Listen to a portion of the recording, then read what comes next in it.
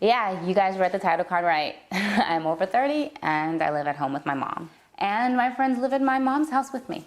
So how did it get like this? Well, let's go back a few years to 2016 when I was living in New York.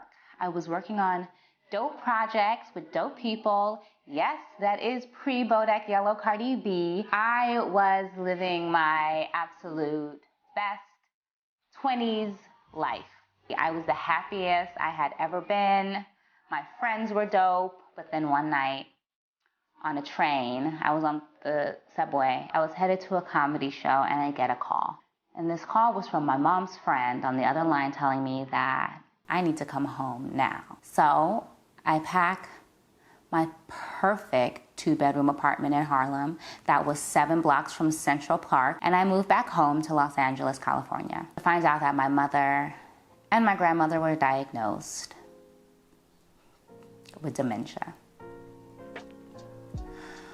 So after worrying about my own fate for almost a year, wondering if I should stop living and start planning for the end, if it was genetic and my absolute fate, then why press on? Why marry and give this burden to another person?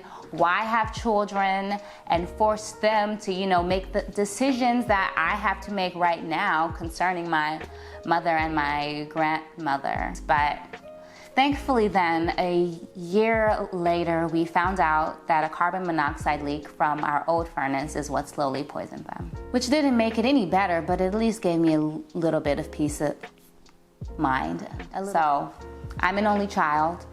I became a caregiver for my mother and my grandmother in the blink of an eye in my late 20s, and that has been my life for nearly 4 years. And if I'm 100% honest, it broke me. It broke my confidence. I saw my ambitious self be crumbled by debt, fear, sorrow, pain, and endless responsibilities. I lit a candle this morning because that's what I do. She picked up the lit candle and she was chasing me with this lit candle. So I picked up a bottle of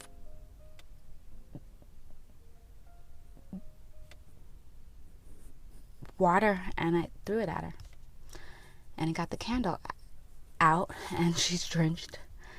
And I calmed her down a bit. And now I feel horrible because I threw water at my grandmother. My stutter is so much worse because of the stress.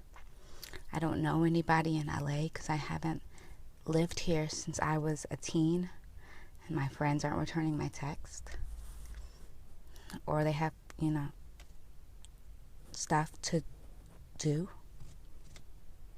It's hard. It's very difficult to mourn a person while caring for them. You're mourning the person that they were while caring for the person that they are now, or whoever it is that's inhabiting their body. Y'all, I put sanitizer on my mother's hand and then she ate it. I mourned my previous life, my lost friendships, lost job opportunities that kept calling my phone that I had to refer to other talented artists. Mourned my silly disposition and my sense of humor, which had completely dried up and just left. Endless caregiving and doctor's visits and cooking and cleaning and bathing and diaper changes and enduring being spat on and yelled at and called names.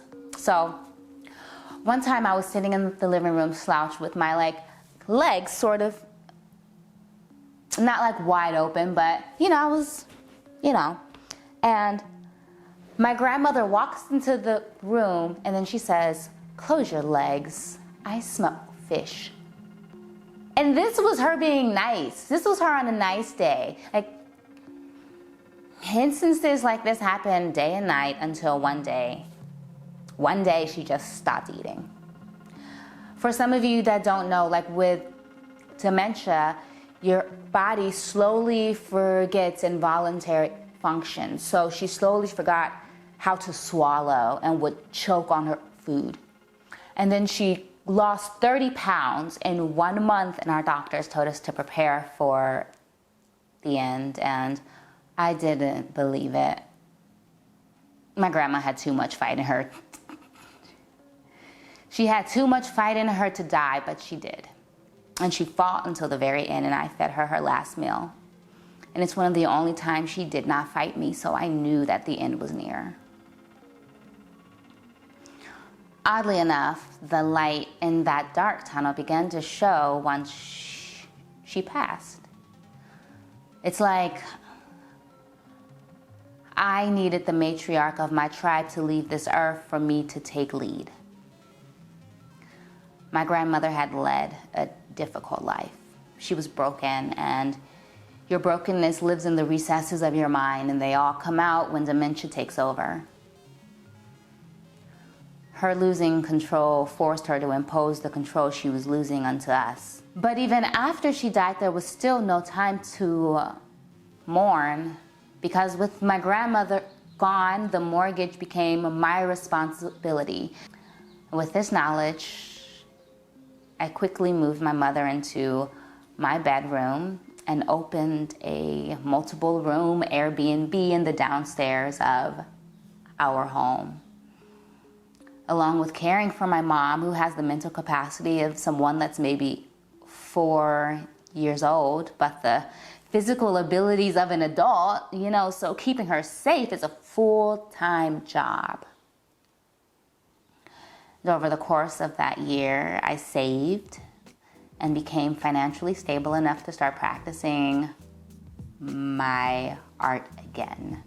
I eventually convinced my friend, Shawty Slim. He was a radio DJ at iHeart and the tour DJ for B.O.B., but he outgrew his small city in Georgia and moved into my home. He also edited Crescendo, the web series I wrote, and I was overjoyed when he moved here, and he talks me off of ledges daily, and it's nice to feel supported, and we all need someone to believe in us. I have another tenant who regularly cooks for the entire house and is consistently positive, and it makes for a very well-rounded home. So as you can see, I turned things around slowly. It took about 4 years. I found my footing again, and it's in my mom's house with all my friends, and I love it. Of course, watching my mom deteriorate over time hurts, and I'm still dealing with childhood trauma that I'll never be able to talk through with her, but aren't we all? And I now see a therapist, which has been invaluable to my growth, and I no longer feel like there is a dead end to my future. And yes, I do still want things like marriage and my own family, and I'm rebuilding my career from scratch, and I consider my mom to be my kid, and though it's not traditional at all, it's ours, and it's very beautiful. The moral of this story is everything takes time and nothing lasts forever. I really appreciate you guys watching, and I hope you have a bit more of an understanding why I am over 30 and still living at home with my mother. I know it's a little crazy, but this is the story, and it all makes sense when you get to the end of it. If you're interested in watching Crescendo, it's right here, and I hope you guys have a lovely day, and I'll see you in another video.